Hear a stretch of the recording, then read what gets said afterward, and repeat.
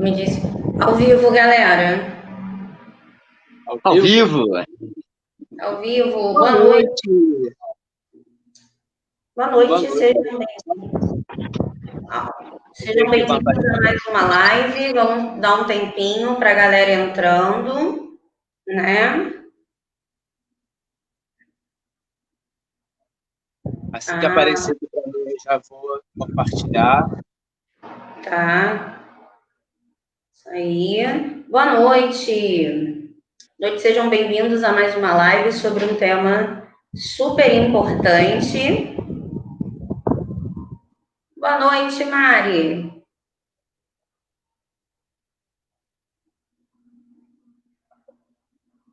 E a gente está dando uns minutinhos e vamos pedir para vocês, né, para que vocês nos ajudem, né, compartilhando a live nas páginas de vocês, tá?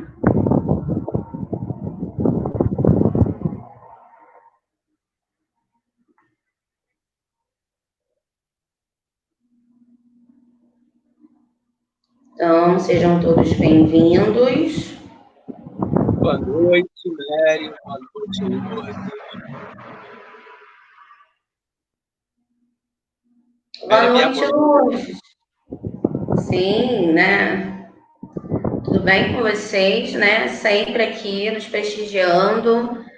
Então, ó, para não esquecerem, né, de nos ajudar compartilhando a live na rede social de vocês. Então, bora lá, gente? Bom, hoje, né, nós temos aqui, né, estamos aqui muito gratos, né, e é um prazer receber, né, para essa live de suma importância, né, para os servidores, para os que querem se tornar servidores e, sobretudo, para a população de modo geral, né, o Adriel Gael, que é, né, deixa eu só achar aqui, que é o diretor executivo do SINDI-MPU, né, diretamente de Brasília, né, e nessa live a gente vai debater alguns pontos, né, que nos últimos dias, né, nos deparamos muito com essa questão da reforma administrativa, principalmente, né, a mídia, né, batendo muito na tecla sobre os guardiões do Crivella, eles são servidores, não são servidores,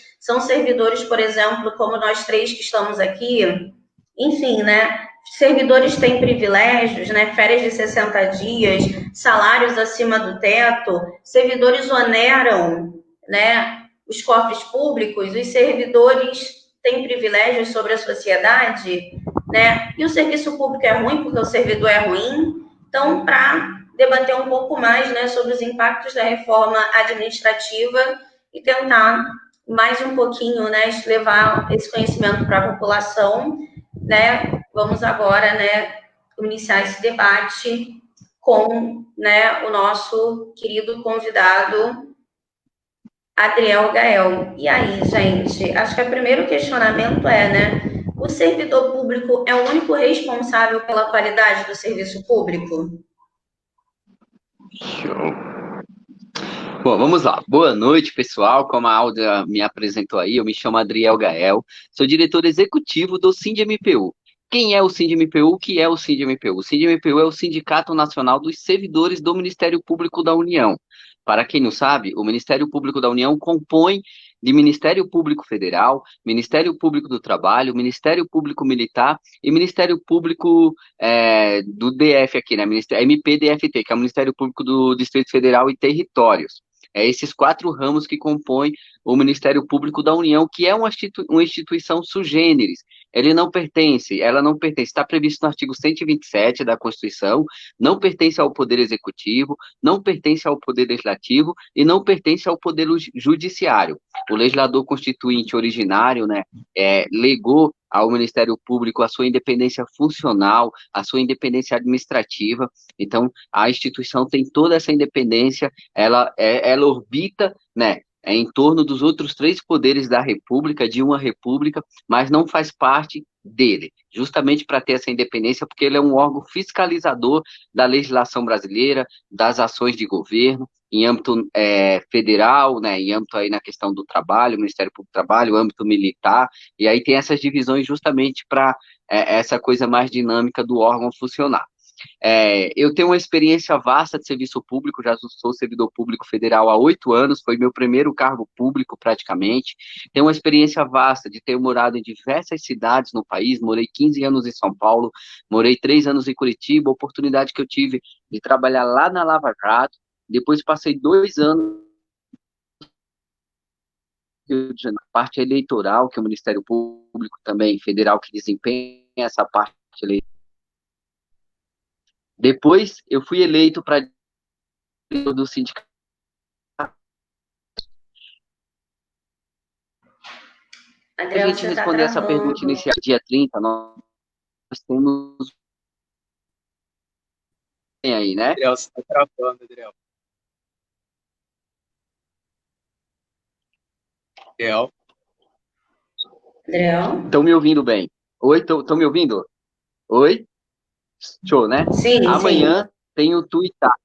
Amanhã tem um tuitaço, um tuitaço dia de luta, a Alda vai colocar aí na descrição. É um tuitaço muito importante que é promovido por todas as entidades sindicais de âmbito nacional aqui de Brasília e pela Frente Parlamentar Mista em defesa do serviço público. Essa frente ela é composta por senadores, deputados federais, e é uma frente bem atuante desde a reforma da PEC da Previdência, né? Desde da aprovação da mudanças previdenciárias que ocorreu aí no início do ano. Então, a pergunta que a Alda nos coloca é se a gente, nós que somos servidores públicos, né, no geral, somos os únicos culpados pela má qualidade do serviço público. Depende, né? Vamos lá. O que é que se entende por serviços públicos? Quem que são os servidores públicos? A gente tem 3 esferas de servidores públicos. A gente tem os servidores públicos federais, no meu caso, tem os servidores públicos estaduais, que é o caso de Alda e do Rhodes aí, e os servidores públicos municipais. Quanto mais você desce nessa escala, mais a precarização, a falta de investimento no serviço público, ela se torna evidente. Obviamente que não dá para comparar o serviço de uma escola pública da área estadual, por exemplo, ou da municipal, com o serviço que é prestado pelo Ministério Público Federal, por exemplo, pela Polícia Federal, pela Polícia Rodoviária Federal. E dentro mesmo dessas escolas públicas, pegando uma realidade de Estado, você vê que uma escola pública ela tem uma prestação de serviço muito diferente quando ela está instalada em um bairro nobre ou no bairro de periferia. Né? Às vezes recebe investimento menor, às vezes há professores que não querem ministrar aula naquele lugar, às vezes é o governante que não está nem aí para aquela escola de periferia, e a qualidade de ensino, mesmo sendo uma escola pública, no bairro, quando a escola está instalada em um bairro nobre aí, ela é melhor. Então, obviamente, que a má qualidade do serviço público, quando vem essa pergunta, a gente tem que jogar uma pergunta de volta. Mas a qual serviço público você está se referindo? Né? Não dá para pegar todos os serviços públicos e jogar no mesmo balaio e falar, ó, isso aqui é serviço público, todos são horríveis e péssimos. E aqueles que são ruins, por que são ruins? É falta de investimento? Falta de servidores? A qualidade de serviço, a questão dessa questão de investimento no local específico, essa questão da qualidade do trabalho, a questão de gestão de pessoas. Existe gestão de pessoas no serviço público? Então, a primeira pergunta que fica, e eu jogo uma retórica, né? Mas a qual serviço público você está se referindo? Eu não posso, obviamente, comparar a qualidade do ensino de uma escola militar, onde o aluno custa R$19 mil ano, com a qualidade de ensino de uma escola pública, onde o aluno custa R$6 mil ano, entendeu? Que tal a gente levar o ensino, o investimento nas escolas públicas, no ensino público, ao que é hoje investido pelo Exército nas escolas militares? Eu estava vendo aqui o orçamento do Ministério da Educação ia ter que triplicar se fizesse isso, entendeu? Então, é essa noção de serviço público que o pessoal tem que ter. Qual serviço público você está se referindo que é de má qualidade? E esse serviço público que você está apontando que é de má qualidade, você tem que ir lá no CERN e ver. É falta de investimento, é falta de servidores, porque é aquilo que a gente sempre fala, tem gestor que acha que para ter um serviço público eficiente, basta unicamente aumentar o salário dos servidores, e não é isso. Às vezes, empresas privadas identificam um problema de clima organizacional que eles conseguem organizar, às vezes, com incentivo, nunca é quase com um aumento salarial. Né? Às vezes é remanejamento de pessoas, entendendo por que as pessoas estão satisfeitas, coisas que muitas vezes não é feito no serviço público. Então, é essa a diferença que a gente tem que ter em mente.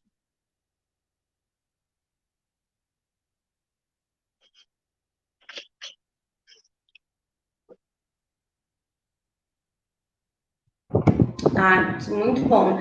Agora a gente entrando nessa questão propriamente dita, né, da reforma administrativa, né, quais são os pontos que já são conhecidos e você pode apontar quais são os pontos mais críticos, né, da reforma Antes de administrativa? responder essa pergunta, eu quero pedir para os seguidores aqui, depois me sigam lá nas redes sociais, eu estou presente em todas elas, mas sou mais ativo no TikTok, para quem tem, é um aplicativo que está surgindo e bombando, e no Instagram, tá?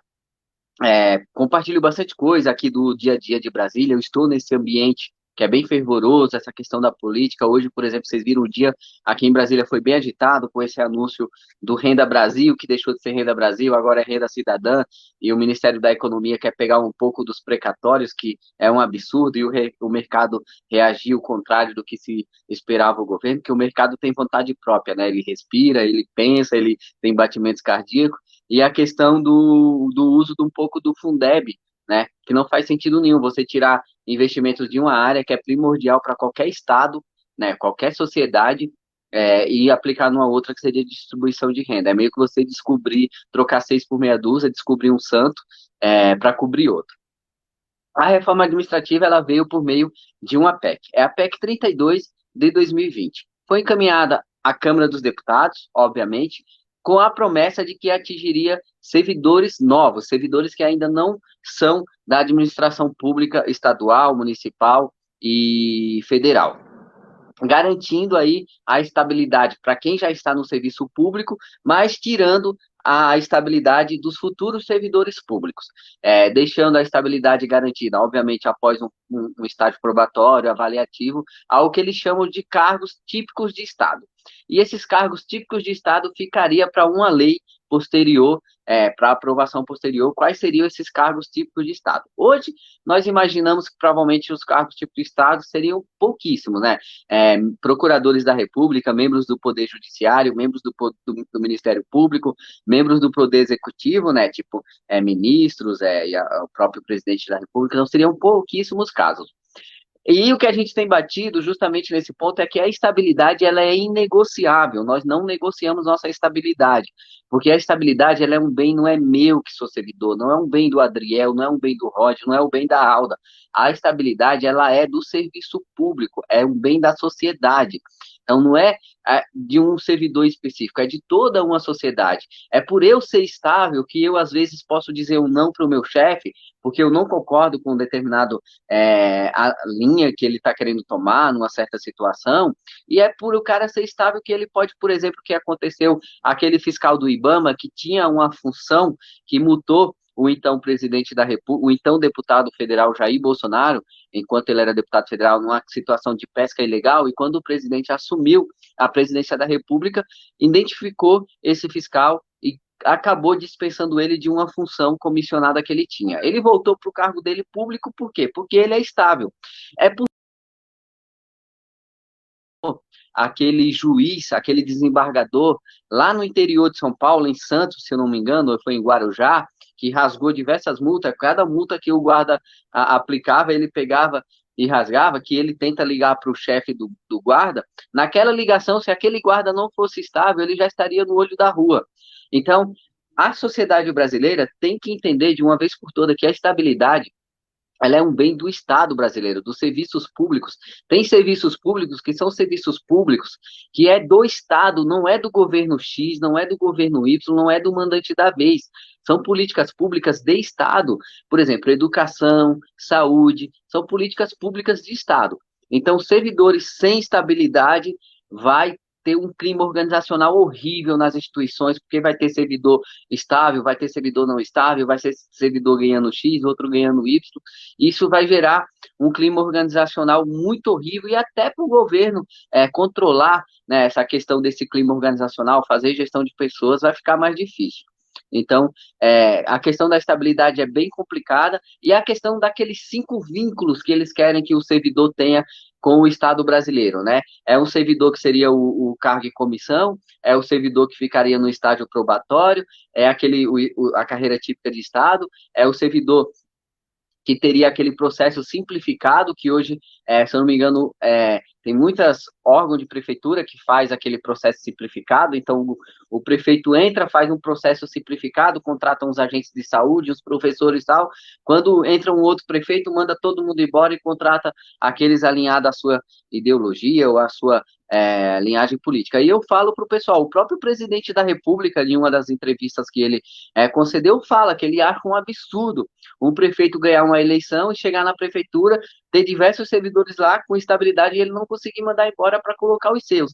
Imagina isso numa cidadezinha pequena, onde 2, 3 mil votos faz toda a diferença. Um prefeito consegue lotear a prefeitura e nunca mais ele sai do poder. Né? Se você estudar, fizer um estudo sociológico de como se comanda os poderes nessas prefeituras de interior, é exatamente isso que acontece. O cara entra, faz um processo seletivo, porque se ele contrata 1.000 pessoas ali, você conta um voto dessa pessoa contratada, mais do esposo, da esposa, do filho, o prefeito sempre está sendo reeleito e às vezes o outro candidato reeleito é alguém apoiado por ele. Então, gera essa questão da troca de poder, que é muito importante para a democracia, fica meio maculada, fica meio enviesada essa questão.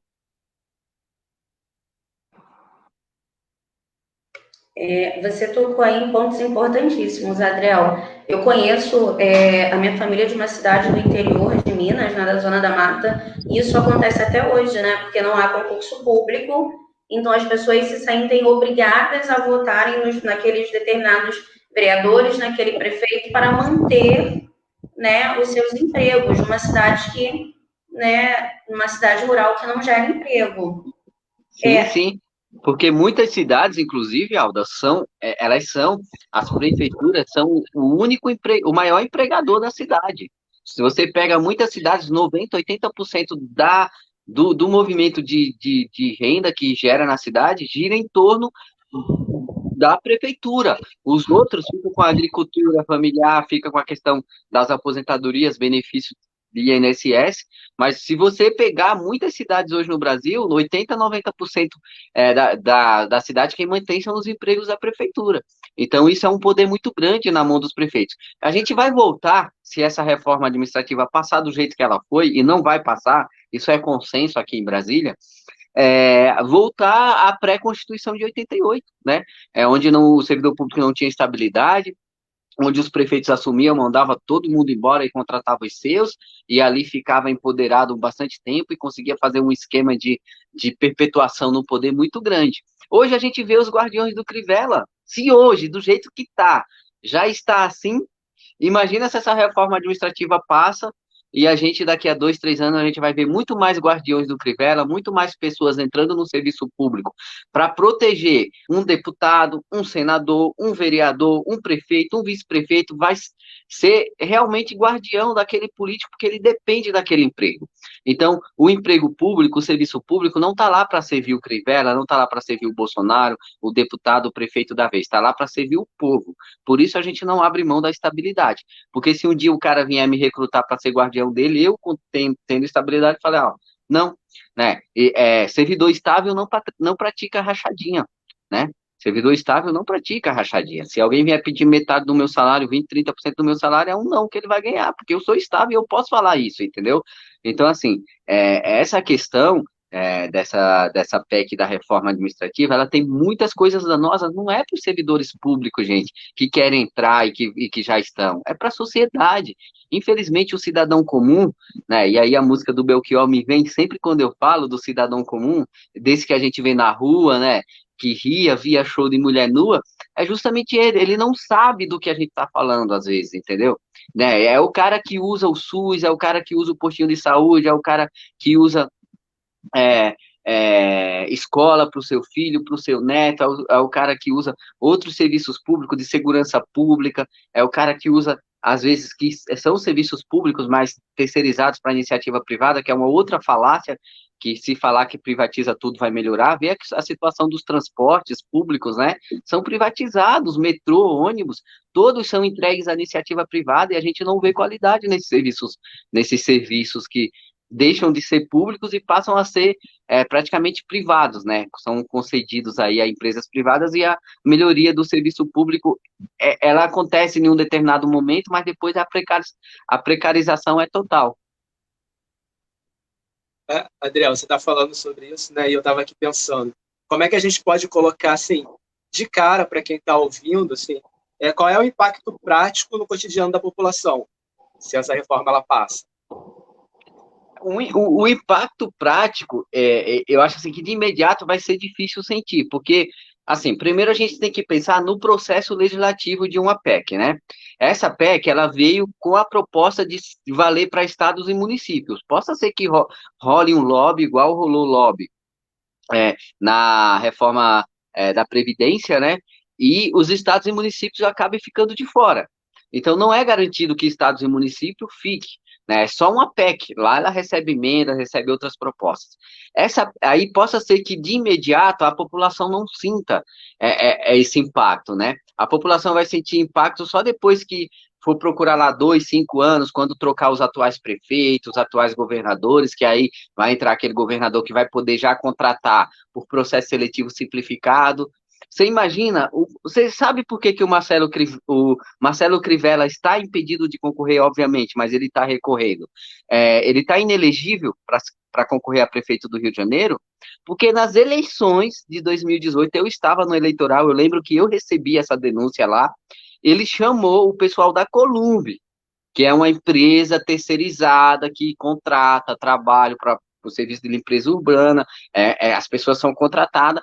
Ele obrigou a Columbi, obrigou os gerentes da Columbi, obrigou os trabalhadores a irem no evento aonde estava o filho do Crivella, que até então era candidato a deputado federal. Foi por isso que ele agora está enfrentando esse processo que deixou ele inelegível.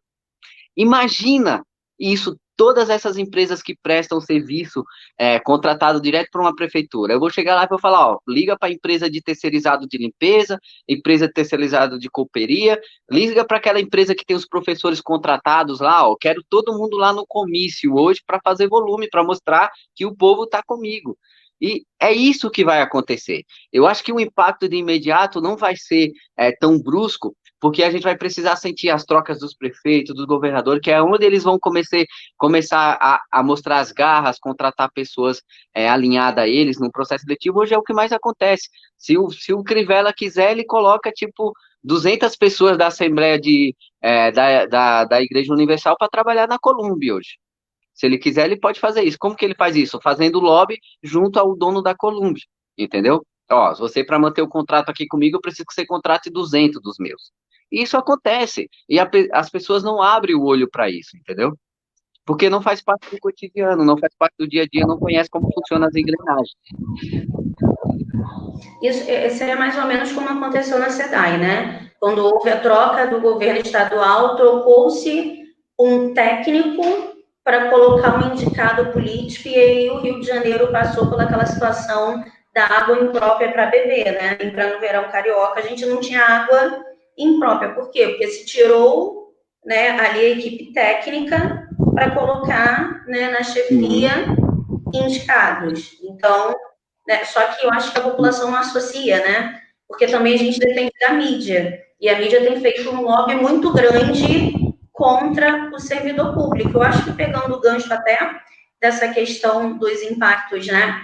O Rodrigo perguntou agora dos impactos, né, da reforma administrativa na população. Eu acho que a gente podia falar um pouquinho, né, se servidor público é tudo igual. Inclusive tem uma pergunta, né, que depois a gente faz no final sobre por que alguns servidores não entraram, né, na reforma administrativa. Por quê? Porque existe um senso comum de que servidores têm privilégios, que têm salários acima do teto e que são improdutivos. né? Somos todos iguais? Você já começou aí no início respondendo que não. O que a gente pode mais mostrar sobre isso? Essa questão da igualdade dos servidores, a gente começa pela a divisão de como é dividido o nosso Estado brasileiro, né? Ele tem um poder, a União, é, os estados e os municípios. Normalmente, os salários mais baixos estão nos municípios, né? E aí aumenta, no estado é um pouquinho mais alto, e quando você chega no nível federal é mais alto ainda. Justamente porque, às vezes, a responsabilidade aqui no nível federal, o nível de exigência do concurso para você passar é maior. Tem outros fatores. Se você for pegar, por exemplo, a capacidade, né, o nível de conhecimento e essa questão da formação, normalmente você consegue também ver que os servidores federais, muitos já têm 2, 3 graduações, pós-graduados, doutores. Então, o nível de conhecimento é muito maior conforme você vai caindo. E não dá para você comparar uma prova de ingresso no concurso público do Ministério Público da União, por exemplo, para uma prova de ingresso numa prefeitura, numa Câmara de Vereadores, entendeu? Ou num concurso de nível municipal e estadual. E isso diferencia também, porque no mercado privado, assim, quanto mais especializações, quanto mais técnico é a pessoa, quanto mais conhecimento ele é mais valorizado no mercado. E no concurso público tende a se fazer isso conforme o cara quer galgar no concurso público, ele começa ali no estado ou municipal, depois vai para o estado, depois tenta chegar no federal. Realmente, os servidores públicos eles não são iguais, né? Não são iguais porque somos seres humanos diferentes e óbvio, no nosso pensamento, das formas que a gente vê o mundo, enxerga o mundo, né? Não somos iguais justamente porque uns trabalham para o governo estadual, outros trabalham para o governo municipal, outros trabalham para o federal. No meu caso, não trabalho para nenhum desses, que é um órgão independente, conforme eu falei aqui no início da live. Essa questão da produtividade me incomoda muito, porque produtividade é um termo usado muito para mercado privado, né? E os servidores públicos, o que eles precisam ter está lá no artigo 27 da Constituição, que é o que a gente aprende como o famoso LIMP, né? São os princípios da administração pública, né? Que é a legalidade, a impessoalidade, a moralidade, a publicidade e a eficiência.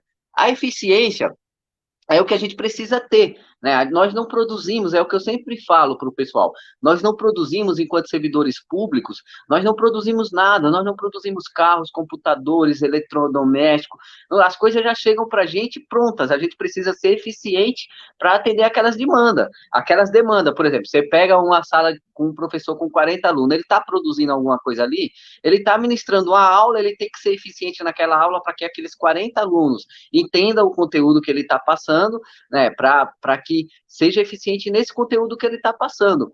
Então, essa questão de produtividade, ele está muito mais ligado ao mercado privado, e é justamente isso que o Paulo Guedes quer trazer para o serviço público, mas não cabe, não encaixa, são situações diferentes, eu não posso querer nunca mesmo comparar serviço público com serviço privado. Isso nunca é um erro crasso que o Paulo Guedes está cometendo, e justamente porque ele vem do mercado, ele nunca teve no serviço público. Aí quando ele chega aqui, ele acha que o serviço público é uma caixinha e quer trazer as coisas do mercado e aplicar aqui, e não funciona, né? Não funciona, fica tensionado, os servidores enfrentam mesmo, porque nós, obviamente, temos maior nível de conhecimento, maior nível de poder de mobilização, sabemos como rebater as mentiras e temos conhecimento para isso, né? Técnica, leitura, conhecimento jurídico, conhecimento de legislação. Então ele enfrenta, obviamente, mais resistência do lado de cá. Sempre foi assim. Sempre foi assim. Quando se tentou mexer com os servidores públicos, a gente sempre faz a contra, né, corrente, justamente porque a gente tem mais conhecimento, a gente tem mais poder de barganha, a gente tem mais esse poder de debater tete a tete, né? Não ficar com um discurso só do governo, fazendo a gente, passando que a gente somos marajás, e foi assim, gente, desde o Collor se elegeu falando que ia acabar com o Marajás, com os servidores públicos Marajás, veio o Fernando Henrique, fez reforma administrativa, Lula, Dilma fizeram reformas previdenciárias e administrativas, entendeu? E agora o Bolsonaro não é diferente.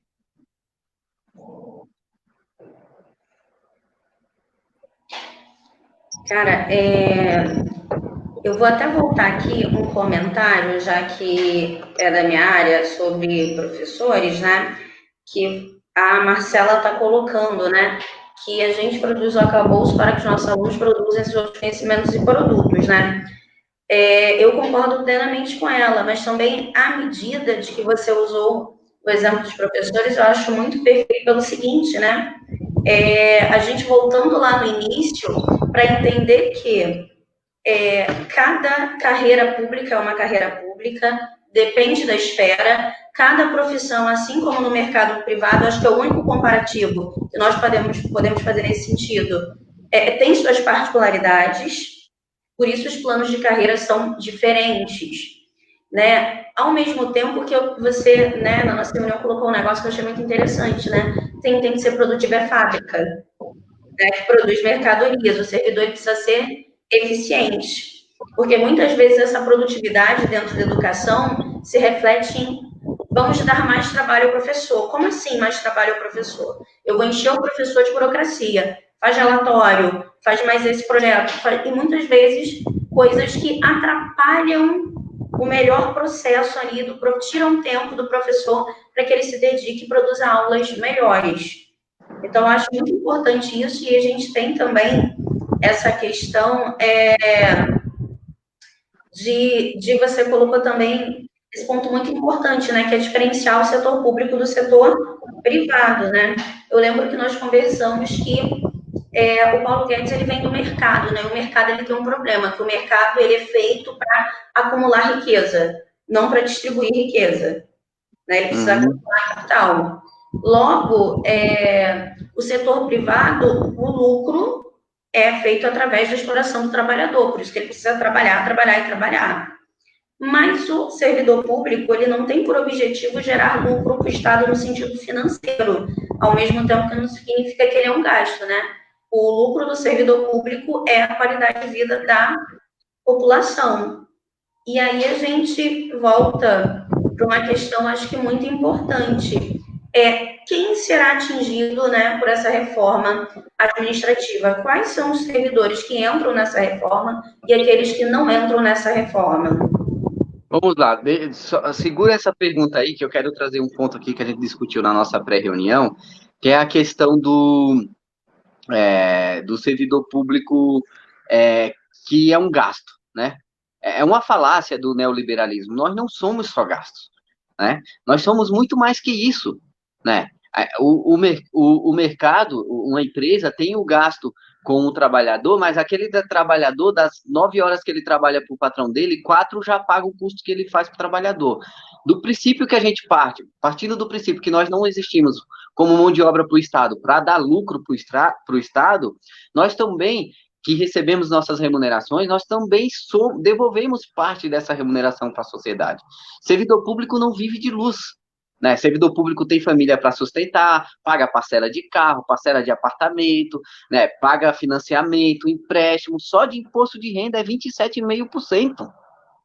Né? Eu desafio o Paulo Guedes, quanto que o servidor público devolve para o Estado brasileiro, somando a sua devolução enquanto trabalho e de dinheiro mesmo, né? 27,5% de imposto de renda, previdência de 11%, né? Quantos servidores públicos hoje estão pendurados em empréstimos consignados, atendendo ao mercado, né, que é voraz também por essa parcela de servidores públicos que vive endividado com consignados, né? Então, nós não somos só gastos, nós temos essa parcela que a gente devolve para a sociedade serviço, em qualidade de serviço, e devolvemos em remuneração, porque nós fazemos parte do mercado consumidor, nós vamos ao mercado. Muitos servidores públicos pagam escola para os seus filhos, muitos servidores públicos são arrimos de família, né? Recebe o salário ali no dia, pegando o meu exemplo aqui, no dia 25 do mês, muitos colegas, quando chega no dia 30, já não tem mais R$ 1 na conta, entendeu? Então, tem gente que acha que o servidor público vive de luz, pega o dinheiro ou aplica na Bolsa de Valores ou guarda debaixo do colchão,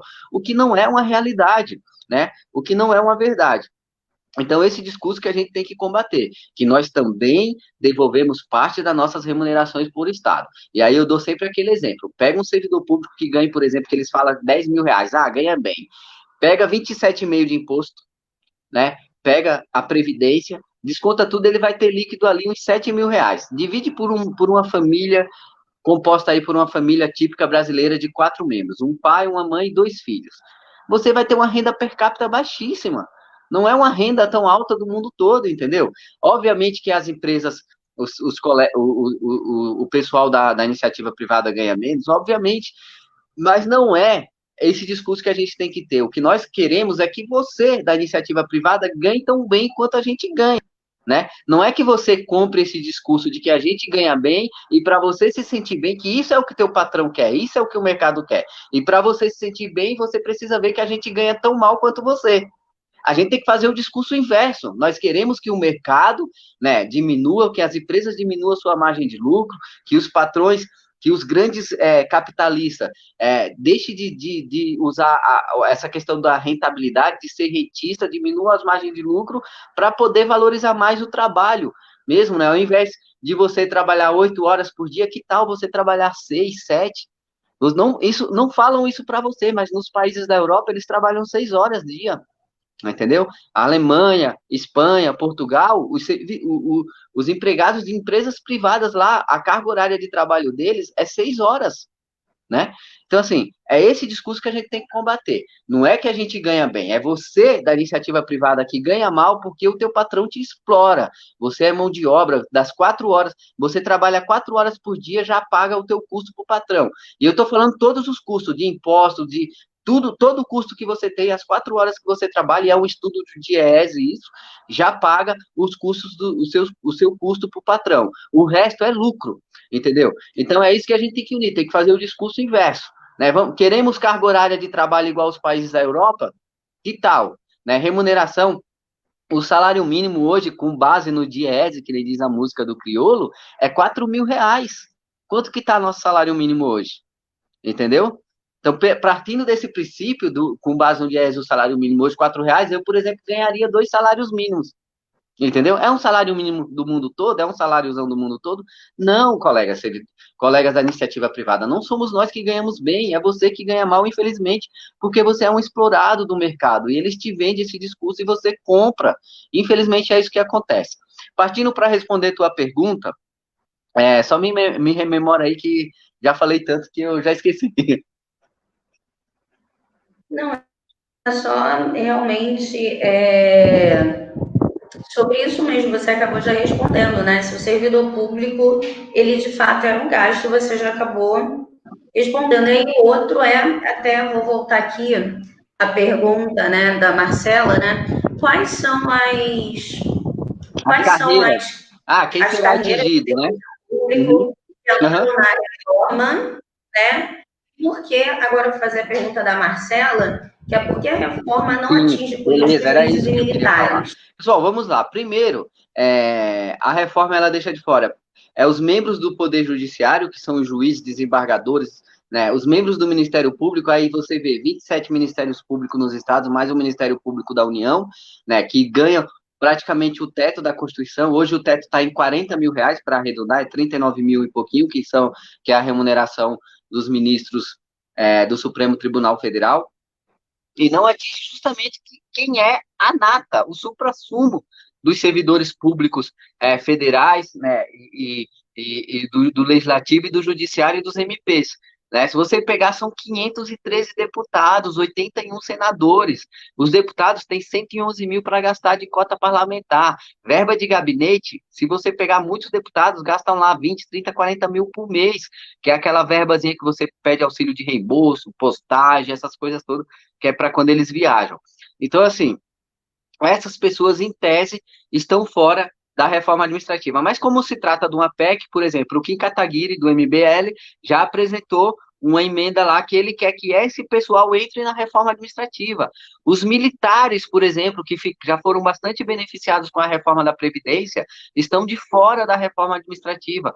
Faz sentido. Vamos bater um papo sério, olhando olho no olho. Faz sentido a gente ter um exército igual a gente tem, se a gente é um país pacífico. Nunca, né, desde a Guerra do Paraguai, a gente nunca entrou em guerra. A última missão que a gente teve foi a missão do Haiti, em 2014. Se aposentarem tão jovens, né? Eu defendia, por exemplo, a época da discussão da reforma da Previdência, que os militares se aposentassem, aqueles que, porventura, fossem estados a estar em um país em guerra, se voltassem, né, obviamente, porque voltam traumatizados, muito mutilados, sim, esses sim poderiam se aposentar de imediato. né? Mas o militar que nunca foi a uma guerra, nunca participou de uma missão, vale a pena a gente, enquanto sociedade brasileira, aposentar esse cara com 50 anos? Ele passou a vida inteira dele no quartel, fazendo curso, se especializando, né? Outros, muitos, não fazendo nada, porque tem isso. E a gente não quer discutir isso enquanto sociedade? Né? Eu, por exemplo, levei a proposta, aposentadoria para militar, exército, aeronáutica, os militares no geral, né? E marinha. Participou de missão oficial ou de alguma guerra, voltou, aposentadoria automática, nem se discute, independente da idade que ele tiver. Pode até deixar a cargo dele, né? Se ele quer se aposentar ou não. Mas enquanto ele estiver na ativa, no militarismo, não participou de nenhuma missão, de nenhuma guerra, a gente vai continuar aposentando essas pessoas com os salários que eles ganham. Lá com 50, 52 anos, né? É um discurso, e eles estão aí de fora da reforma administrativa novamente. Então é isso que a gente tem que discutir. A PEC está sofrendo as emendas já, né? O Kim Kataguiri apresentou essa emenda para trazer o pessoal que estariam ficando de fora, que não eram atingidos. Aí, obviamente, que vai mexer no vespeiro que tem mais poder de barganha, né? Que é os procuradores da República, os promotores de justiça, os membros do Poder Legislativo, os deputados federais, né? E aí tem que ver depois se essa PEC realmente aprovada vai valer para estados e municípios, que essa também era a proposta da reforma da Previdência e depois acabou ficando de fora. Ah, entendi. Eu só queria abrir um parênteses aqui, né? Porque, por exemplo, essa reforma ela atinge a base, né, dos serviços públicos, né? Aqueles essenciais à população, que é, né, saúde, educação e talvez, né, já que a atribuição de Estado, a gente ainda não sabe ainda como é que fica, talvez polícia militar, bombeiros, mas a polícia civil também entraria, né? Junto dessa reforma administrativa. Por que eu quero abrir esse parênteses? Só para deixar claro que, por exemplo, um professor do estado do Rio de Janeiro hoje, o salário base dele não chega a R$ 1.200 bruto. Então, um professor com 2 matrículas, líquido, né? Porque cada professor do Rio, cada servidor do Rio de Janeiro paga 14% de previdência. Né? Se eu tenho 2 matrículas, eu pago 28% de previdência, mais imposto de renda. Sendo assim, né, o salário dos servidores do Estado do Rio estão congelados durante 6 anos e ficarão congelados até dezembro de 2021, medida aprovada pelo Congresso Federal e comemorada no Twitter, né, do presidente da Câmara, Rodrigo Maia, dizendo que será uma resposta à população, né, que não era justo o servidor público ter aumento de salário, já que não teria aumento de salário no salário mínimo. Só que também é um discurso falacioso, né, que é justamente, né, construindo essa narrativa de que, olha, o servidor público aí levando vantagem sobre a população. Então, é muito importante dizer isso, tá? Que muitos municípios e estados não abrem concurso há muito tempo. O estado do Rio de Janeiro tem uma defasagem muito grande de servidores públicos, tá? Né, tanto em todos os setores, e sempre dizer que nem todo servidor público vai ganhar bem, gente. Infelizmente, se eu estou falando de um técnico de enfermagem, de um professor, embora seja professores sejam, ao contrário do que foi dito pelo ministro da Educação, o professor não é aquele que não conseguiu não fazer nada, né, diferente, mas foi aquele que escolheu ser professor e é mal remunerado, e vários outros, né, várias outras carreiras dentro do estado do Rio, dentro de municípios e dentro de outros estados são mal remuneradas, têm remuneração, às vezes, inferior da iniciativa privada por conta desses congelamentos de salário. E isso a gente não está falando de vozes na fonte, não são vozes da nossa cabeça, não. Tá? As fontes são institutos de pesquisa, depois a gente pode até, né, tentar deixar... E caso concreto, né, Alda? São casos concretos. O pessoal precisa diferenciar a iniciativa privada, por exemplo, eles têm o que eles chamam de database. Todo ano os sindicatos se reúnem com o patronato de determinada categoria, negocia ali, né, um aumento salarial que seja, pelo menos a reposição inflacionária, um aumento no vale alimentação, algum no vale creche, se tiver alguma coisa que contemple um aumento específico ali na remuneração dos empregados das empresas privadas. No serviço público, por exemplo, não tem database. Então, por exemplo, os servidores do Ministério Público da União estão sem reajuste nas suas remunerações desde 2016. Aí você pega, vamos pegar a média aí de 2% de inflação anual, mas é bem mais que isso. 2016, 17, 18, 19, 20. São 4 anos. A gente está falando aí de 8% de defasagem na remuneração, entendeu? Então, às vezes, quando a imprensa coloca assim, o servidor de determinada categoria está tendo aumento, não é aumento, é recomposição inflacionária. Às vezes é só para trazer a remuneração do servidor, para ter aquele poder de compra que ele tinha há 2, 3, 4, 5... A última vez que nós tivemos recomposição inflacionária no Ministério Público da União, era para recompor a inflação de um período de 10 anos, que constava quase 80% de defasagem, né, da inflação desses 10 anos. Não se conseguiu recompor toda a inflação, ficou um pedaço para trás, e a gente já está há 5 anos quase sem recomposição inflacionária. Então, tem mais disso, a inflação corrói a remuneração dos servidores públicos, estaduais, federais e municipais, e para a sociedade, quando um servidor público está pedindo, eles colocam como um aumento, não é um aumento, é uma recomposição inflacionária, coisa que o pessoal da iniciativa privada tem anualmente, né? Às vezes é meio difícil, uma empresa, é bem difícil, né? Meio difícil uma empresa dar zero de inflação. Normalmente se negocia pelo menos a inflação, né? É bem difícil, acontece, às vezes negocia, não dá nada, zero, não repõe a inflação, mas um aumento no auxílio alimentação, alguma coisa. Mas a gente fica ano a ano, anos a fio, sem recomposição inflacionária nenhuma. Então é bem complexo isso também, para deixar claro para eles. Não, com certeza. Eu gosto muito de esclarecer essas coisas por conta da campanha que eu tenho visto na mídia. Sim, sim. É importante, eu acho que é uma luta toda de todos nós, servidores públicos estaduais, municipais, federais, concurseiros que querem entrar na administração pública, seja qualquer nível que for, né? Normalmente a gente fala que os concurseiros, ele começa fazendo concurso, toma gosto, aí quer outros cargos, né? A gente estava falando aqui das polícias militares, já imaginou o policial militar entrar sem estabilidade, né? Imaginou, eu tô lá na Polícia Militar, fiz 1 ano de academia, tô com meu 38, vou lá subir o morro agora, sou o fodão, daqui a 2 anos não passei no estágio probatório, não, 3 anos não, ó, agora tu vai pra rua porque tu não passou aqui no estágio probatório, né? Vai ficar o estágio probatório para pessoas que estão lá indicadas politicamente, né? Que pode te fazer uma perseguição, né? Então, assim, vai ter pessoas, assim, porque hoje o serviço público atrai as melhores cabeças, por quê?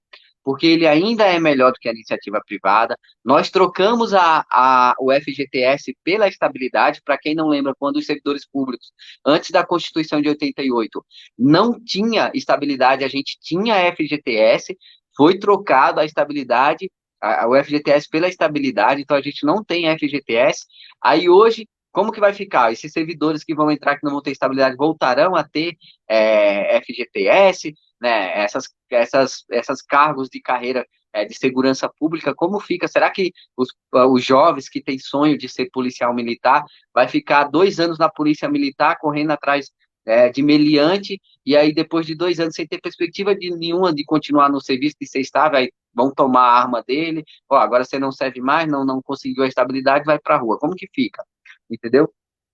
Então tem muitas coisas ainda para ser discutida nesse projeto, nessa PEC, para ver que realmente essa questão da estabilidade eu acho que não passa, é inegociável, a gente está batendo bastante nessa tecla. Na dia 1º a gente vai acho que vai subir uma tag nesse sentido, né? E aí a gente vai discutindo aí, é sempre bom, hoje a internet, a tecnologia nos permite furar a bolha que é a grande mídia do nosso país, né? Então eles ouvem o Instituto Milênio, que é do Paulo Guedes, eles ouvem o IDP, que é do Gilmar Mendes, mas não procuram um sindicato de servidores para o seu presidente falar e fazer o contraponto, né? Fica aquele discurso, né?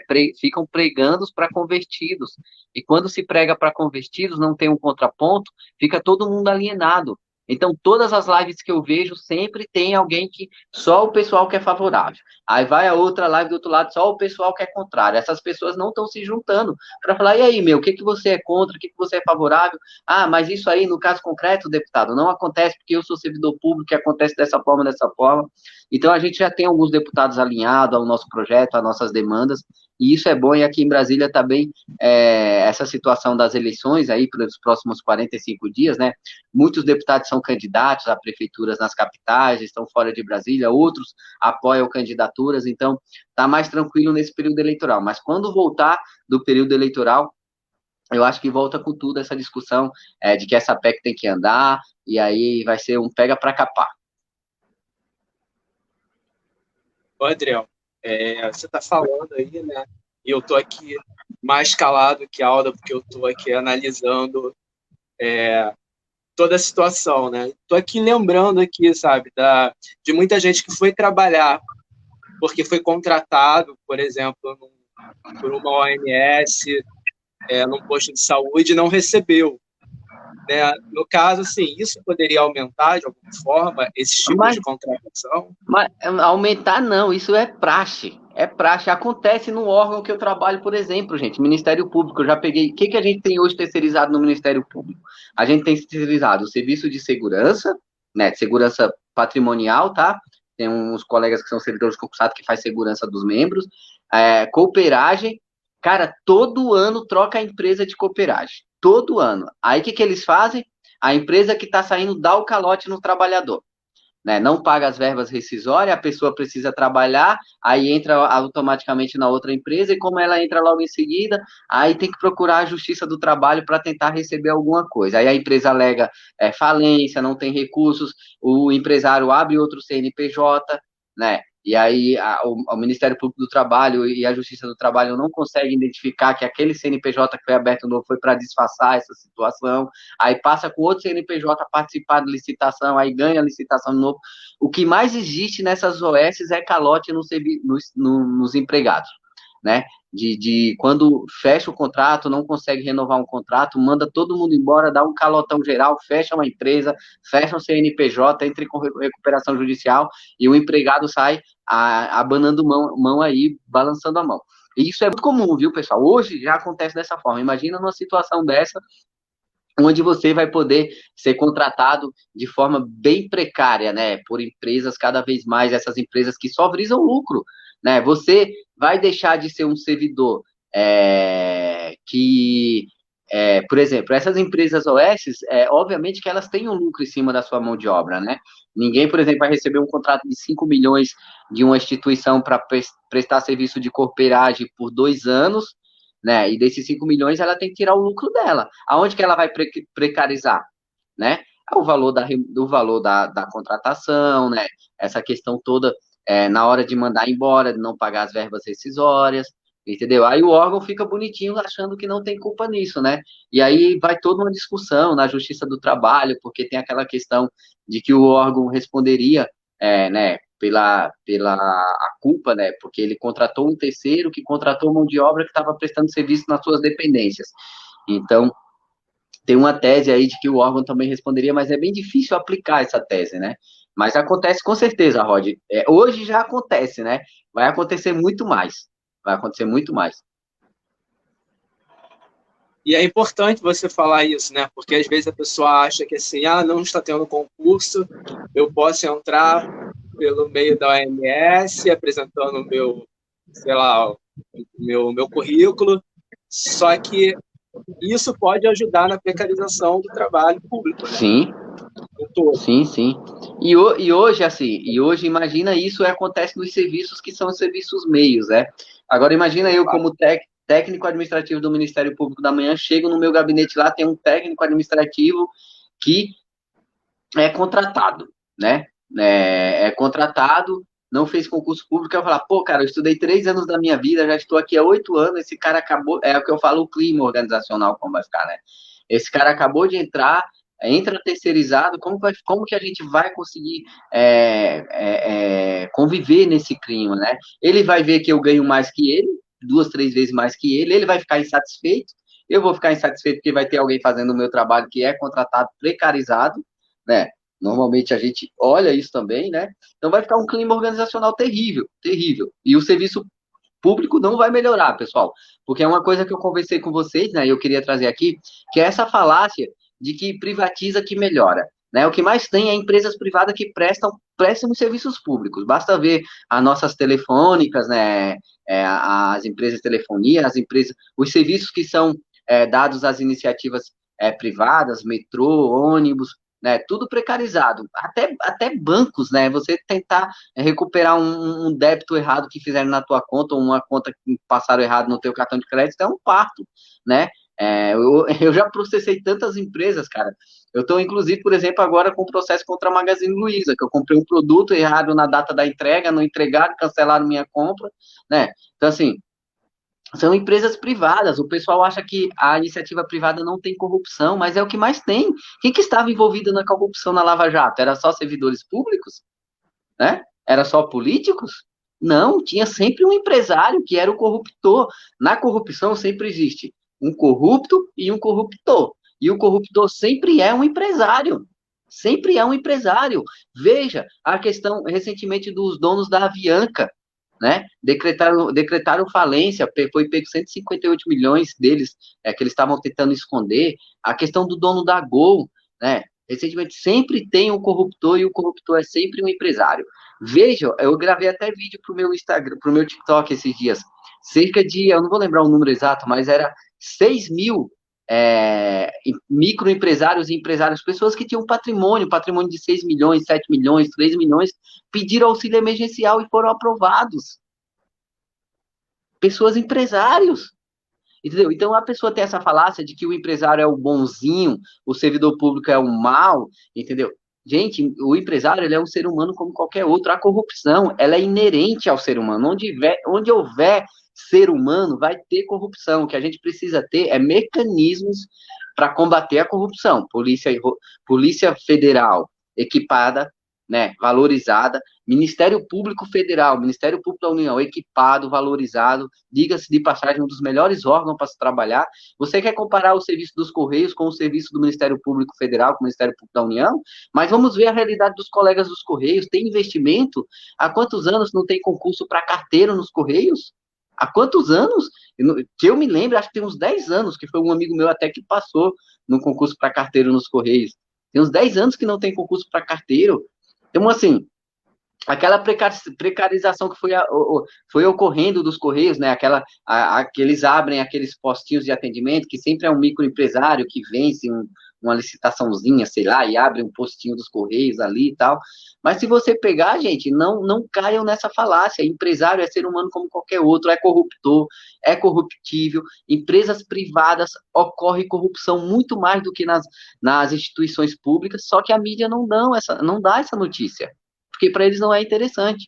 E eu dei o exemplo aqui para a Rod e para a Alda, quando a gente fez essa pré-reunião, eu trabalhei em grandes instituições financeiras, Banco Safra, Banco Itaú, o que mais havia era caso de corrupção, de gerente de conta ser mandado embora do dia para a noite, a gente ficava assustado, tá, mas o que aconteceu no dia? O cara estava cometendo atos de corrupção. Eu dei o exemplo aqui do gerente de contas do Banco Itaú, que todo dia ele entrava na conta dos clientes do Itaú e desviava 1 centavo. Quando o banco foi perceber, ele tinha desviado milhões, mandou o cara embora, mas cadê a imprensa para noticiar isso? Então, corrupção tem empresa pública, tem em órgão público, tem em órgão privado, e empresa pública a imprensa não noticia, né, em empresas privadas.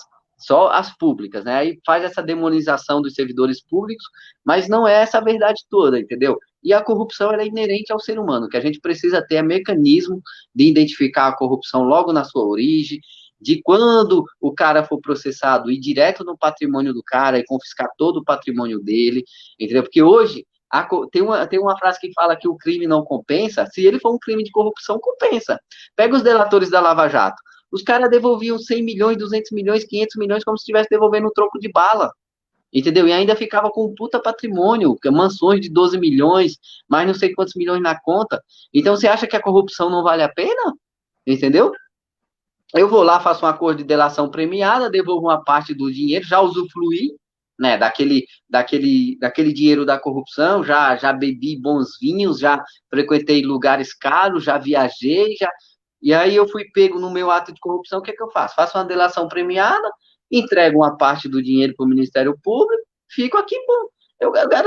Hoje tem gente que entra no mundo do crime para fazer um pacotezinho de droga, entrar lá na Espanha, nesses países aí de tráfico de grandinha de troca, para receber $2.000, $3.000, Imagina um cara oferecendo para um agente público uma oportunidade dele ganhar 300 milhões, 400 milhões, 500 milhões numa conta direto lá no exterior, prometendo que ninguém vai identificar tal. O cara se corrompe. E é isso que tem que ser feito. Mecanismos de controle, né, atos de controle já nos contratos que vão surgindo, quando um governador fecha um contrato para uma obra. Cara, quanta corrupção existiu no Rodoanel, em São Paulo, o governo do PSDB, há anos a fio, mais de 25 anos, agora que estão pegando alguma coisa, vocês lembram, e eu faço essa imagem, porque eu tenho muito vivo aqui na minha cabeça, os 51 milhões do Gedel Vieira Lima. Aonde está o Gedel Vieira Lima? Os 100 milhões do Paulo Preto, encontrado num banco, dinheiro vivo lá em São Paulo, operador do PSDB, do José Serra e do Geraldo Alckmin. Aonde está o Paulo Preto? Aonde foi parar esses 100 milhões? Recentemente, secretário da Saúde do Rio de Janeiro, 6 milhões em dinheiro vivo. O Rodrigo Rocha Loures, 500 mil, gravado em uma maletinha, combinado com o Temer e o dono da JBS, que seria pago em parcelas, cerca de 2 milhões em maletas de 500 mil, entendeu? Então, onde houver ser humano, onde houver humano, haverá corrupção. O que precisa ter são mecanismos de controle mais eficazes. E não caia nessa de que empresa privada não tem corrupção. Tem. E se você troca um serviço privado, um serviço público por um privado, a diferença é que você vai largar um serviço público de má qualidade por um privado pago de má qualidade do mesmo jeito. Você falou, então, dessa questão da corrupção de dinheiro, e me veio aqui a pergunta do Ricardo Romão. Como gerir o orçamento para que o mesmo do serviço público atenda aos interesses da população? Depende de qual orçamento ele está falando, né? De qual área, se é o orçamento da União como um todo. Eu acho assim, o critério de corrupção, ele pega nos orçamentos específicos. Você vê que toda denúncia de corrupção, normalmente ele atinge orçamento de educação. São aqueles orçamentos que são mais fáceis de desviar, né? Então, orçamento da saúde. Vê lá como que foi pego o secretário de saúde do Rio de Janeiro que fez cair o Wilson Witson lá. Foi da saúde. Então, normalmente, esses recursos, onde são mais fáceis, por que não ter mecanismo, se você já sabe que os orçamentos de educação e de saúde são mais suscetíveis a terem atos de corrupção, por que não criar mecanismo para, foi 100 milhões para a saúde lá no Rio de Janeiro, vamos ver o mecanismo aqui para a gente ver como que vai ser aplicado esses 100 milhões. Gente, não pense, o Brasil é um país riquíssimo, e quando eu falo riquíssimo, não é de riquezas naturais não, que isso todo mundo já sabe, é ensinado para a gente desde de que Cabral chegou aqui, é riquíssimo de dinheiro mesmo, a gente tem muito dinheiro. O nosso PIB não é um PIB baixo, entendeu? O problema que acontece é que os mecanismos de controles ainda não funcionam, né? Tem funcionado pós-Lava Jato, funciona bem, funciona, você vê que agora estão pegando logo no início. Quando a gente imaginou que a gente tivesse um governador do Rio de Janeiro, juiz, tá? E aqui eu falo para vocês, voltando a esse discurso que eu estava fazendo agora, juiz federal, que venceu a eleição com um discurso anticorrupção, metendo um pau em quem foi pego na Lava Jato, metendo um pau em quem era corrupto. Menos de 2 anos de governo foi pego em corrupção. Então, não acredite em pessoas, em ser humano. O que tem que ter é você fiscalizar enquanto cidadão e o Estado brasileiro e os estados aí que eu falo, os entes federativos, criarem mecanismo de controle dessa relação. Quantos juízes corruptos a gente tem? A gente teve a juíza Selma, que era conhecida. O Moro de Saia venceu como senadora as últimas eleições de 2018, foi cassada pelo TSE por compra de voto. A gente teve o Wilson Witzel, juiz, né, que a gente não endeusa juízes, né, porque acha que no judiciário não tem corrupção, mas é onde mais tem, foi cassado por corrupção. A gente tem o Fernando Capês, que desviou verba da merenda, um cara doutrinador, promotor de justiça de São Paulo, benquisto na academia, foi pego desviando dinheiro da merenda escolar do estado de São Paulo, entendeu? Então, assim, a gente consegue evoluir como sociedade? Consegue, tem que pegar esses compliances de empresas privadas, aí sim, por que não aplicar compliance das empresas privadas nos orçamentos que a gente tem? Orçamento da educação é X, vamos ter um compliance aqui para ver se esse orçamento vai chegar lá na ponta. O problema é que o ralo vai saindo, né? Sai daqui, passa no governador, fica um pouco no governador, aí passa no secretário de educação, fica um pouco lá na secretaria, vai lá para a escola, a diretora da escola, se você não ficar de olho, dá um jeitinho também de levar algum, e por aí o ralo vai saindo. Quando chega no usuário final, que é a população, não chega aquele recurso que foi totalmente destinado. Veja o caso de Cristiane Brasil, também aí do estado de vocês, né? Quem é Roberto Jefferson, quem é Cristiane Brasil, né? Nomeada nomeada ministra do Trabalho e Emprego no governo Temer, não pôde assumir porque tinha problemas com a Justiça do Trabalho, e agora foi presa recentemente por ato de corrupção. O seu pai, Roberto Jefferson, presidente do PTB, né, um partido pelo qual o presidente Bolsonaro ficou, acho que 15 anos no PTB, e hoje apoiador do governo Bolsonaro. O Bolsonaro, como se já abriu, aí desculpe a expressão, as pernas para o Centrão, né, já faz parte do governo Bolsonaro, MDB, PP, PTB. Então, tem todos aqueles partidos do chamado Centrão já estão engalfinhados no governo Bolsonaro. Então, nada mudou. Tá tudo igual, é tudo igual como sempre foi aqui em Brasília, né? Não tem esse discurso de anticorrupção, alguma coisa. A corrupção está acontecendo, o problema é que não há o controle, porque a gente tem um sistema de controle, o a priori, o posteriori, o a priori, né, que você faz antes, o posteriori e o concomitante. Esse controle de que você fazer na hora que está sendo gasto a verba não é feito muitas vezes. Ou se faz só o posteriori, ou não faz de jeito nenhum, entendeu? Então a gente precisa ter mecanismo de compliance. Por que não trazer das empresas privadas esses mecanismos de gestão de pessoas? O que as empresas privadas fazem com gestão de pessoas? Vamos selecionar por concurso público, mas vamos continuar incentivando esse servidor, vamos continuar treinando ele, vamos fazer gestão de pessoas, vamos fazer compliance. Não, querem acabar com a estabilidade do servidor público em nome de uma outra coisa que a gente não sabe, na verdade, sabe muito bem quais os interesses que tem por fora disso, né? Por trás disso. Então, a gente tem uma eleição 2022 pela frente, cujo a gente tem que ficar muito de olho aí no tensionamento político, né? E a gente está com uma democracia muito frágil, as instituições públicas, eu acho que elas estão bem fragilizadas. Essa aposentadoria antecipada do Celso de Mello, do STF, não me cheirou bem, né? Ele era o responsável pelo aquele inquérito do Bolsonaro, onde ele teria que fazer o depoimento ou presencial ou por escrito, ainda estava para ser decidido, ele antecipou sua aposentadoria, alegando motivos de saúde. Espero que seja realmente isso, mas não me cheirou bem. Então, tem todas essas questões aí que a gente precisa analisar e fazer uma análise mais ampla do que ficar analisando só o que a mídia passa, o que o presidente passa, o pessoal alinhado ao governo passa. Adriel, você que é um cara que tem um canal no YouTube que fala sobre concurso público, né? E também fala no TikTok, fala no Instagram, está sempre dando dica para concurseiros. E para quem é servidor também tem dicas ali no seu canal. O que você acha qual é o pior ponto da reforma? E como é que o servidor que já está na ativa, ele pode ser atingido, se é que ele pode ser atingido? Estou fazendo logo essas duas perguntas que a gente já está com o nosso tempo. Ele é atingido à medida que você vai ter outras pessoas trabalhando com ele que não vai ter o mesmo vínculo empregatício com ele, né? Nem vai ter perspectiva, talvez, de atingir a estabilidade.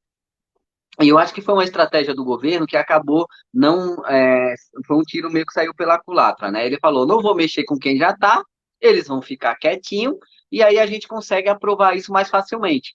Mas não foi isso que aconteceu. Nós, servidores públicos já estáveis, estamos lutando, porque é aquilo que eu falei, a estabilidade, ele é um bem da sociedade, do Estado brasileiro, não é do servidor, né? Eu posso dizer não para o meu chefe com toda certeza, porque eu tenho certeza de que eu não vou ser mandado embora, né? Eu vou chegar amanhã e voltar com a carta de demissão em cima da mesa. Então, ele vai ser atingido dessa forma. Então, qual que foi a outra pergunta, Rod? O que você acha que é o pior ponto dessa reforma? O ponto principal é a estabilidade, que a gente já fechou a questão, né? Não, a estabilidade é inegociável, né? Essas cinco questões que eles colocam de ingresso, principalmente essa que é o contrato simplificado, que não dá direito à estabilidade, contratação temporária, essas deve cair. Vai passar algumas coisas, por exemplo, o alargamento da carreira, por exemplo, talvez um estágio probatório um pouco mais largo, o governo deve propor uma proposta de coisa em torno de 10 anos, né? Aí vai ter um poder de negociação, hoje 3 anos está pouco, 10 anos é muito, vamos chegar a um meio termo, que tal 5, 4 anos, entendeu? Para um estágio probatório, para poder avaliar mais esse servidor antes dele adquirir estabilidade. entendeu? Cedo da forma que já é hoje, mas o cara já entrar, porque assim, imagina, Rodrigo, você faz o mesmo concurso que eu e você ficou em primeiro lugar, né? Nós entramos num órgão, eu fiquei lá em 22º, fiquei em 20º lugar, você em primeiro, entrou 20 caboclos num órgão, né? Entrou 20 pessoas lá. Aí, tá, o cara lá que é o 20º, suponhamos eu, sou um pouco politicamente mais desenvolvido, porque pessoas são diferentes, cara. Tem pessoas que é mais desenvolvida, mais para frente, gosta de conversar, fala com todo mundo. Tem pessoas que é mais tímida, mais retraída, gosta de chegar no seu trabalho, só fazer seu trabalho ali, ir embora, pronto, acabou. Aí você foi o primeiro colocado. Aí eu fui o último. Aí, porque eu sou um pouco mais, né, para frente, desenvolvido, sou um pouco mais político, falo com todo mundo, sou aquele cara, pá, eu vou ser efetivado. Você não, mas você foi o primeiro colocado no concurso. É isso que vai acontecer, entendeu? Não tem uma regra clara. Vai ser o concurso público a seleção, mas lá dentro qual que vai ser o critério? Entendeu? Então eu vou ter cara super bem colocado numa prova de concurso, que ficou em primeiro e segundo colocado, perdendo sua vaga para o cara que ficou lá em 22º, porque o cara é um pouco mais articulado, e tem isso, entendeu? Então, é isso, assim, a galera pode me seguir lá no YouTube, o meu canal é um canal voltado para concursos públicos, falo muito pouco de política lá, porque eu não estou com tempo para gravar vídeo, por isso que o TikTok me atende nesse quesito, porque são videozinhos curtos, de 1 minuto, eu pego um assunto, faço o recorte, dou minha opinião lá e já fica tranquilo. Mas no YouTube eu tenho gravado mais vídeos sobre reforma administrativa, mais o dia a dia, assim, do Ministério Público da União, que é a instituição que eu trabalho, e a qual eu gosto, pertenço, e eu estudei 3 anos da minha vida, me sinto realizado. Eu acho que, assim, eu vou por aqui permanecer porque é isso que você tem que olhar na cara do servidor público e falar, você está bem na onde você está? Eu, por exemplo, estou super bem, me sinto feliz e realizado com o cargo que eu tenho hoje. Estabilidade é justamente isso, é você se sentir bem, você ter a garantia de que você vai ter sua remuneração todo mês, e serviço público não é para enricar ninguém. E aí muitos professores falam isso, se você quer enricar, você tem que ir para a iniciativa privada. Serviço público não vai te deixar rico, né? O serviço público te dá uma estabilidade, te dá uma garantia de emprego, justamente para você prestar um bom serviço à sociedade, ter uma mente tranquila, ter uma qualidade de vida, não estar preocupado com outras coisas. Se você estiver preocupado em fazer fortuna, ser o cara de 1 milhão aos 20 anos de idade, não vai ser no serviço público que você vai continuar, vai conseguir isso. Eu acho que para a gente encerrar, pode já fazer a pergunta aqui da Lourdes, que é a seguinte: em que momento você acredita que a sociedade perdeu a esperança de lutar pelos seus direitos tão aviltantemente ceifados? Digo, tanto a sociedade no geral quanto os servidores públicos. Os servidores públicos, a gente tem percebido que eles estão numa inércia, né? Eu acho que é um processo que eles vêm perdendo, né? Em 98 teve uma reforma do Fernando Henrique que tirou essa falácia. Servidor público nenhum tem 60 dias de férias, quem tem é juízes, membros, promotores. Servidor público não tem 60 dias de férias, servidor público não recebe como punibilidade, né, por um mal feito, a aposentadoria compulsória, quem recebe é juiz, desembargadores, os membros de poderes. Então, eu acho que ao longo dos anos, né, esse discurso, você vê que foram tendo reformas e eles foram sendo atacados, aí os servidores públicos foram ficando sem esperança, né, sem esperança. E a atacada final é essa questão da estabilidade, né? De 2016 para cá, a salvação da pátria era a PEC do teto dos gastos. Ou se aprovava a PEC do teto dos gastos, ou o Brasil ia entrar numa ruína total. Aprovou-se a famosa PEC, até agora você não viu o Brasil deslanchar. Aí veio a reforma da Previdência. Veio a trabalhista depois, com o mesmo argumento, ou se aprovava a reforma trabalhista, ou o Brasil não geraria emprego, não saía do ostracismo, né, de não crescer. Depois veio a da Previdência com o mesmo discurso. E lá atrás ainda, em 2014, teve aquela discussão toda, cobra-se bagagem nas aeronaves ou as empresas aéreas não vão conseguir se manter no Brasil. Hoje a gente tem falência da Latam, falência da Avianca, tudo por má gestão, né, dos empresários, né, a Latam, inclusive, com o caso de corrupção, né, então é esse discurso liberal que a gente tem que combater, entendeu? Eu acho que cada vez mais, ele ganhou uma pujança aí nos últimos 4, 5 anos, mas eu sinto que ele, porque a gente perdeu, né, nós que somos ligados mais à esquerda progressista, né, a gente perdeu o discurso, infelizmente, na internet, né? Se você pegar o advento do Facebook, do YouTube, era uma galera jovem que estava entrando para essas redes sociais, sendo formada, que hoje está com 23, 25 anos, que não estava tendo contraponto, só estava ouvindo um discurso, não estava tendo contraponto, né? Então você pega grandes canais de pessoas de direita, o Nando Moura, né? E os canais maiores de humoristas que não se metiam nessa questão política, agora o Felipe Neto tem dado esse contraponto bacana, mas se você pegar os grandes canais que cresceram falando de política no YouTube, era política basicamente de direita. Era o discurso liberal, a política de direita, ou quando não era de extrema direita, era esse discurso mais de direita. Então a gente perdeu esse discurso na internet e agora a gente está começando a recuperar a passos lentos. A pandemia ajudou nesse processo, né, muitas entidades sindicais vindo para as redes sociais, fazendo lives, promovendo outros debates e levando esse discurso para as redes sociais.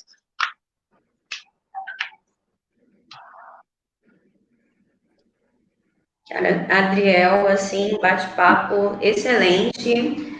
Tipo, você deu uma aula aqui, a gente aprendeu muita coisa. E aí, Rodrigo?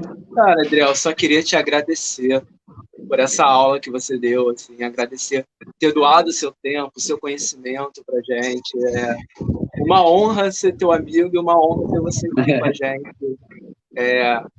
abrindo todo o seu conhecimento aqui, ensinando pra gente. Obrigado, gente. Estamos juntos nessa luta. É um prazer também ser amigo de vocês. Conheço o Rod pessoalmente.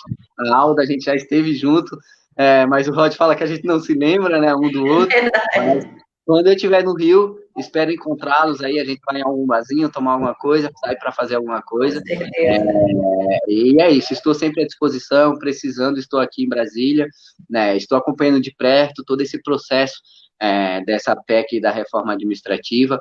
Como, né, diretor executivo do SINDMPU, é um cargo eletivo, a gente vai passar por um processo eletivo agora em abril, maio do ano que vem, né, então me sinto com bastante responsabilidade, representando uma área dos servidores públicos, que são servidores públicos exigentes, servidores públicos que sabem cobrar, né, com formação, muitos doutorandos, muitos doutorados, muitas pós-graduações, né, servidores públicos de mais alto gabarito, e eu me sinto orgulhoso de estar representando eles aqui nesse momento e levando esse discurso e tendo essa visão de vocês como servidores públicos, professores que são de uma outra esfera da União, ou de uma outra esfera aí, né, que é a esfera estadual, né, e espero que nosso Rio de Janeiro, querido Rio de Janeiro, né, saia de uma vez por todas, porque a gente estão tirando um governador corrupto, mas o que ficou no lugar também já tem denúncias de corrupção, né?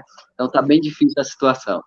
Olha, como carioca, eu me sinto constantemente naquele joguinho acho que era da SBT. Você troca 1 bilhão por um pacote de biscoito? Sim! Parece que a gente está eternamente na política fazendo esse tipo de troca. Então, assim, gratidão, faço as palavras do Rodrigo, gratidão imensa por você ter topado, né, doar o seu tempo participar conosco. Eu achei muito importante a gente dizer isso para a sociedade, né?